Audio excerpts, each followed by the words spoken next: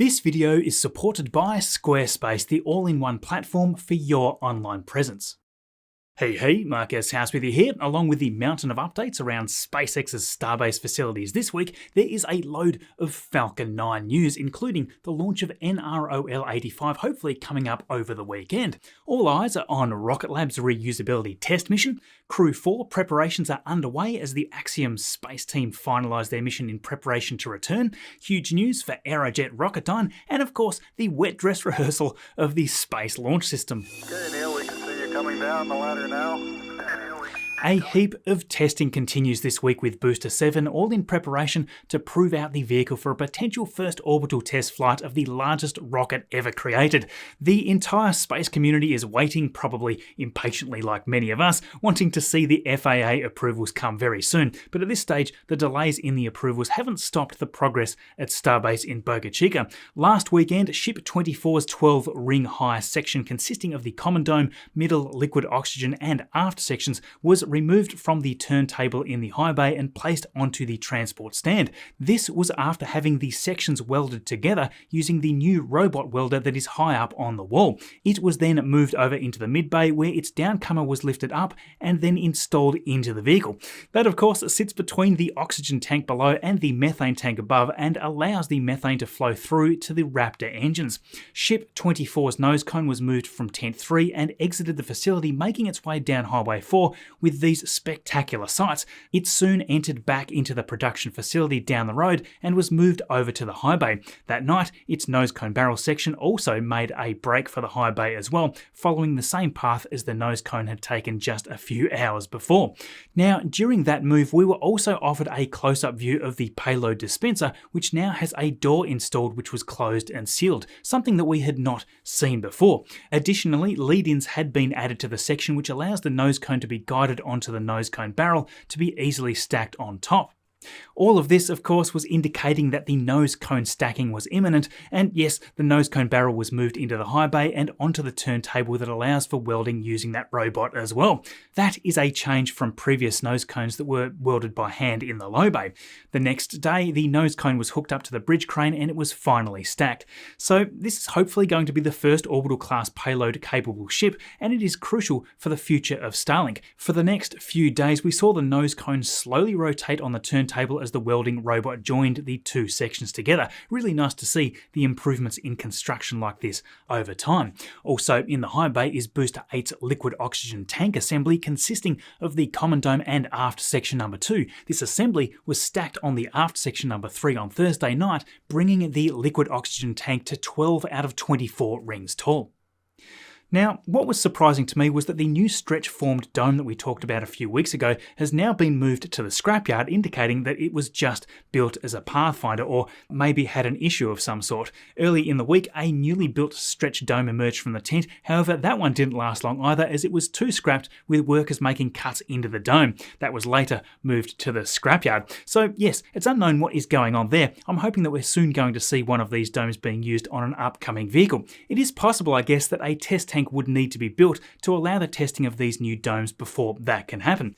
But then guess what? On that same day, yet another new dome appeared in the yard, bringing the total to 3 so far. So yes, they are starting to really pump these out now. On Thursday, that third new dome was lifted up and placed onto the sleeving stand, and that was later sleeved with the stack of 2 rings. This could be a welding pathfinder or possibly the start of a test tank.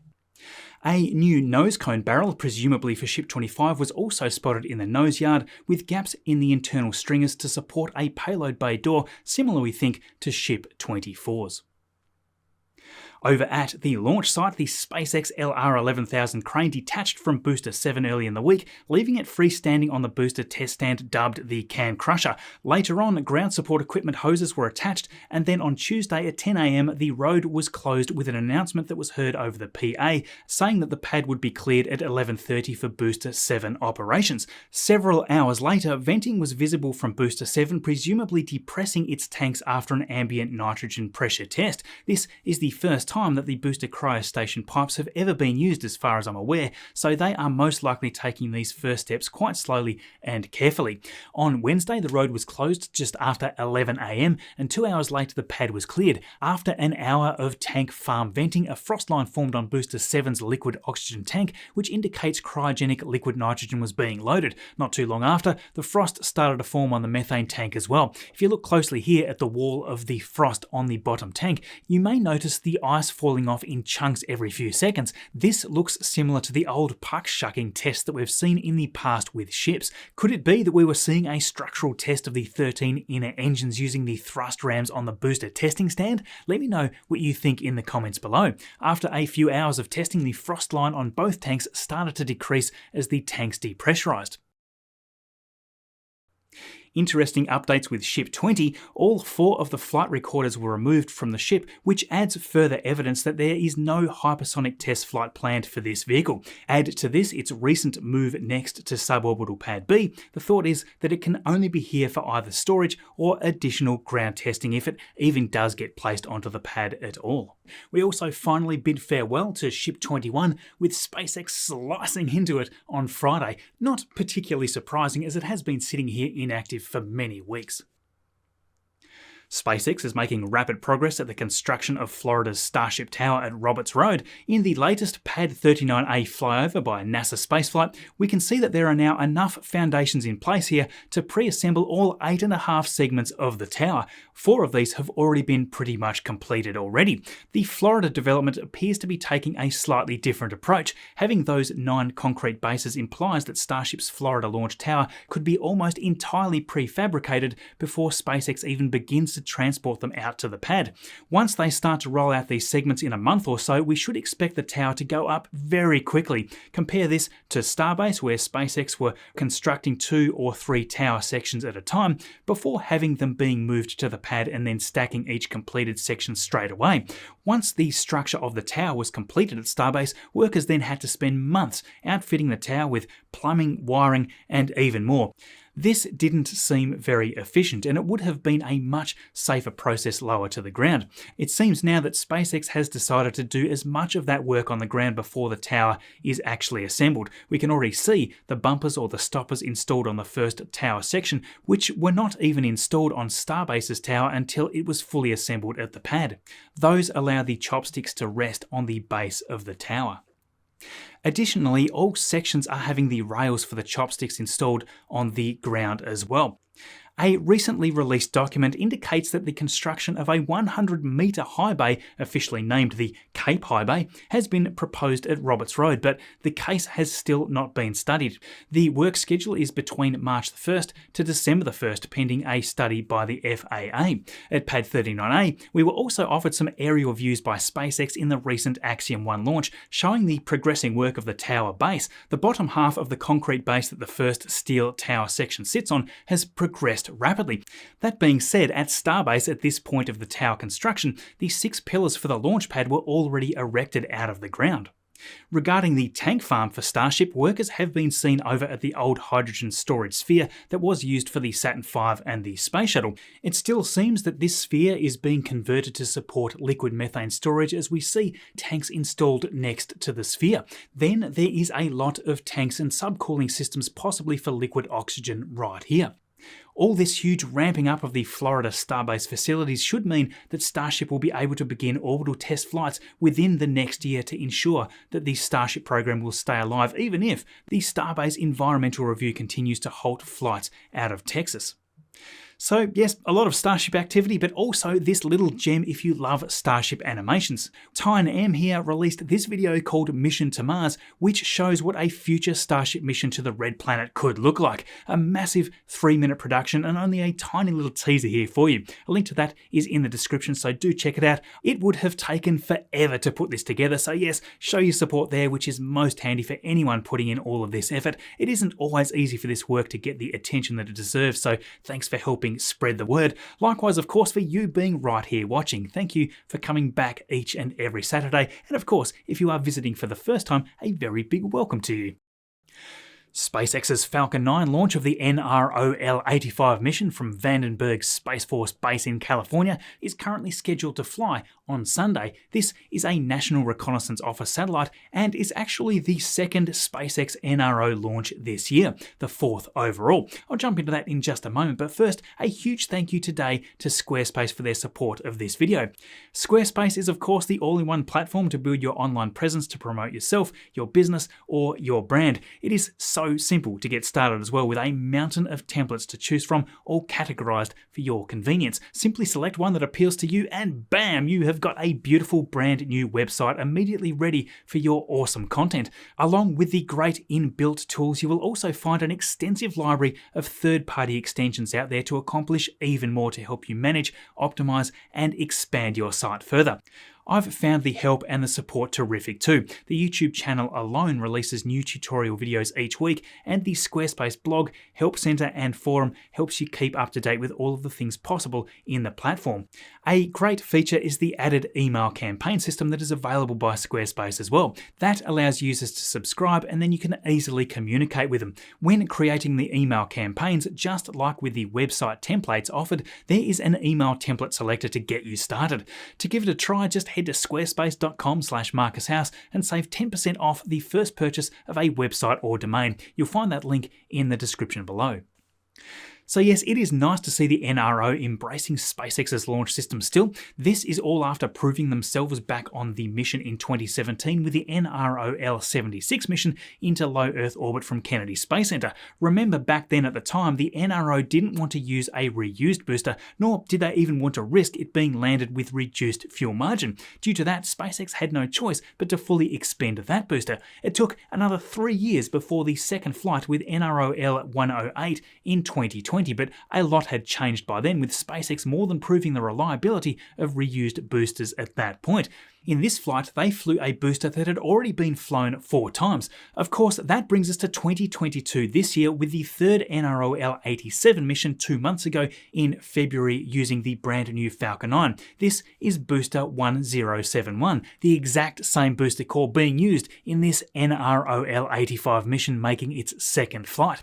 These missions, of course, are always highly classified, and there is an absence of information available about these spacecraft. This mission returns to landing zone 4, which should mean a beautiful, crisp signal on the way down. Speaking of which, as I mentioned last week, it was a little strange to see that clear footage all the way down to the drone ship with the Axiom launch. Well, there was a reason for that. Musk informed us this week that it was due to there being Starlink terminals bolted to the deck now, which can handle the vibrations much better. Hopefully, we get to see more of that on future drone ship landings. The launch a few months ago and this mission are part of a $300 million deal between SpaceX and the US Air Force, but it also includes another US Air Force satellite, USSF-44, and that is going to be an exciting one, scheduled to be launched on a Falcon Heavy this June if everything goes according to plan. I just can't wait to see that one. It has been far too long since we've seen the magic of a Falcon Heavy launch. Now, while we are on the topic of SpaceX launching military satellites, South Korea has recently announced that they signed a contract with SpaceX to launch 5 of their military spy satellites to low Earth orbit by 2025. The first satellite is planned to be launched by the end of 2023 using Falcon 9. We don't know a huge amount for similar security reasons, but it is going to weigh around 800 kilograms and was described as an electro-optical infrared satellite. This is the second time South Korea has contracted SpaceX, who launched the Anasis 2 mission back in July of 2020. Now, in about a week, based on this latest update from NASA, we have a really fascinating launch coming up, Crew 4. SpaceX is launching a new crewed mission to space so frequently now. It is bizarre to think that no crew was able to launch from the US at all for almost a decade after the Space Shuttle's last flight in 2011. But SpaceX has completely transformed the game now. It's going to be just a few weeks between the Axiom 1 launch and Crew 4. What a month this is. This will be using the Falcon 9 booster 1067, previously used for an ISS supply mission, for the Crew 3 mission and Turksat 5B. The Crew 4 mission, though, is going to be using a brand new Dragon capsule. Commander for this mission, Kjell Lindgren, named the Crew Dragon capsule with ID C212. This is freedom, celebrating a fundamental human right and also honouring the very first United States astronaut, Alan Shepard, who flew on Freedom 7. A great name, and I've just got to share this retro 1930s style poster tweeted by Gel as well. And he has already spent 141 days on board the ISS in 2015. The pilot for this mission, Bob Hines, will be having his very first trip to the ISS. Likewise for mission specialist Jessica Watkins, who has a huge love of geology, calling herself a rock nerd. Then we have ESA astronaut and flight engineer Samantha Cristoforetti joining the NASA crew, and this is her second trip to space. She was part of Expedition 4243 and had previously stayed on the ISS for 5 months. They are collectively going to have an incredible time on board, studying everything from botany to material sciences, including, of course, the typical analysis of spaceflight on human bodies. So yes, best of luck to SpaceX, NASA, and the crew of Crew 4. Last week, of course, my video was going live just as the Axiom mission was docking. Crew Dragon Endeavour was waiting for a camera feed issue from the ISS to be resolved, and then it docked just a little later than expected, but there you go. This Dragon in particular docked with the ISS for the third time now, and the Axiom 1 crew are safe and sound, with the ISS currently hosting a total of 14 astronauts from around the world. Axiom Space's 8-day-long mission will end on April 17th, and then hopefully just a little under a week later, the Crew 4 mission will finally launch as well. An exciting mission is coming up for Rocket Lab, one that I've certainly been eagerly awaiting for quite some time. The next mission, named There and Back Again, is, we hope, going to take off this coming week. Why is this one so important though? Well, this is because Rocket Lab are finally making their very first full attempt at a booster stage recovery. The plan is to use a modified twin-engine Sikorsky S-92 helicopter and catch the booster as it descends under a parachute. It needs to fly downrange quite a distance, somewhere around 280 kilometers off the New Zealand coast to do it. The mission itself will launch 34 assorted small satellites into orbit, which is impressive enough, but then added to this, Rocket Lab's next progressive steps towards their goal of partial reusability. Now, you may ask why they don't just let it splash down and recover it from the ocean, similar to, say, Falcon 9 fairings, instead of the much more difficult helicopter catch. Well, you want to avoid the corrosive ocean water and the potential for impact damage as well. This is all going to speed up the refurbishment, and the turnaround time is the aim here. Increasing that launch frequency will open up more customers and launch opportunities. Having successfully recovered Electron's first stages from the ocean in 3 previous missions, helicopter catches using replicas of the booster, and numerous parachute tests, it is now time for the main event. While the booster is much smaller when compared to SpaceX's Falcon 9, Electron may well be the second booster stage that becomes reusable. They've learned loads from their previous missions, analysing data that covers how the booster behaves at re-entry and the forces inflicted upon it. Even after Electron has deployed its parachute, it's still going to be travelling at an estimated 10 meters per second, which is surely going to need some pretty mad pilot skills. If any launch provider can pull this off though, it is Rocket Lab, so best of luck there. This is going to be a fun one to watch.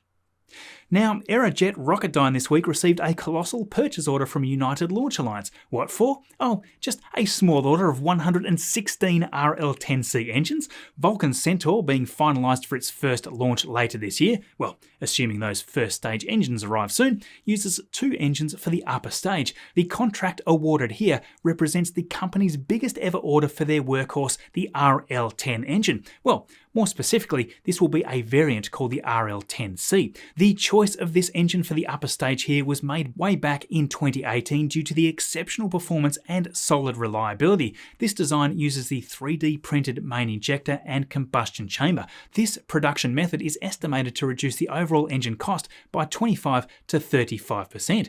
The ultra lightweight composite nozzle itself is massive too, at a whopping 2.4 meters, with a specific impulse or ISP of 461 seconds, and with roughly 108 kilonewtons of thrust, its exceptional performance is going to deliver soon on the demands soon to be placed on it. Of course, I am referring here to the recent announcement from Amazon that it chose United Launch Alliance as well as other partners to launch over 3,200 satellites as part of Project Kuiper. As a result of this alone, we could see as many as 25 Vulcan launches per year now, so it's easy to see why so many engines have been requested.